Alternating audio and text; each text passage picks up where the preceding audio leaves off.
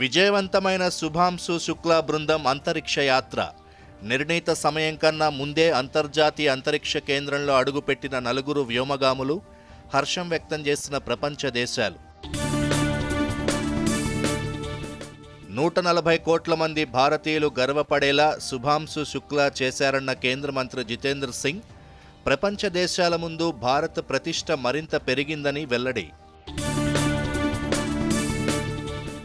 Drugs రహిత తెలంగాణే ప్రభుత్వ లక్ష్యమన్న ముఖ్యమంత్రి రేవంత్ రెడ్డి, డ్రగ్స్ నిర్మూలనకు కలిసికట్టుగా కృషి చేద్దామని సినీ, క్రీడా, రాజకీయ ప్రముఖులకు సీఎం పిలుపు.